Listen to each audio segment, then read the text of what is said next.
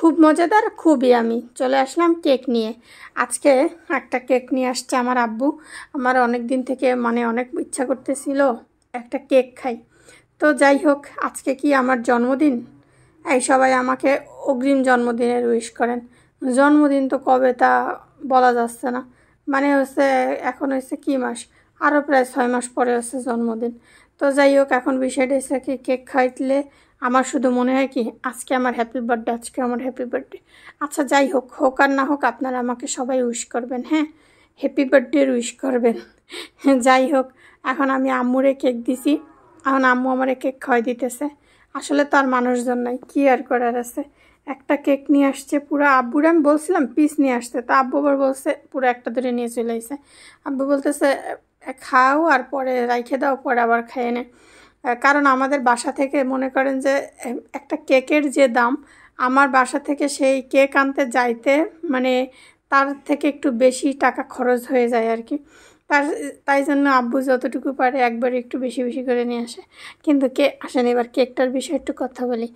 আচ্ছা, এই কেকের একটা মজার ব্যাপার হয়েছে, সেটা কি বলেন তো? এই কেকটা না আমি খাচ্ছি, তো আমার কাছে মনে হচ্ছে ফোম ফোম টাইপের। এটা যারা কেক বানায় তারা বলতে পারবে কেকের ভিতরে আসলে কমতি আসলে কিছু একটা আছে মনে হয়। এটা মনে হইতেছে কি যে ওই যে ফোম থাকে না, সেই টাইপের আর কি। তবে একটা জিনিস ভালো হয়েছে যে কেকটাতে না মিষ্টি একদমই কম।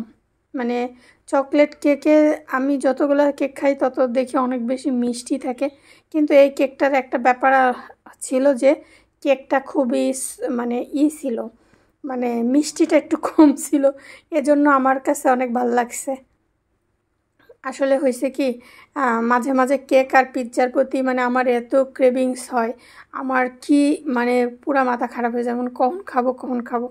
তো এখন যখন আব্বু কেকটা নিয়ে এসে, তখন আর খাওয়ার ওইরকমভাবে আসলে তেমন একটা রুচি ছিল না।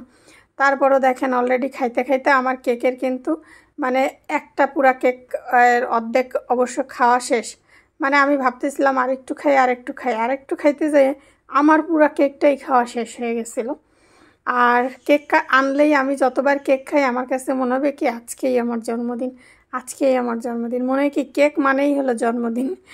এখন তো কেক সব অনুষ্ঠানে, বিয়েতেও আসলে খাওয়ায় বা আনা হয়, কিন্তু আমার কেন জানি এই ফিলটা হয় যে শুধু জন্মদিনের দিনই কেক খাইতে হবে। হ্যাঁ, আর আমি আগে তো বেশি এক্সাইটেড থাকতাম। আগে আমাদের আমার বিশেষ করে জন্মদিনে অনেক অনেক আনন্দ করতাম, বড় করে অনুষ্ঠান করা হইতো।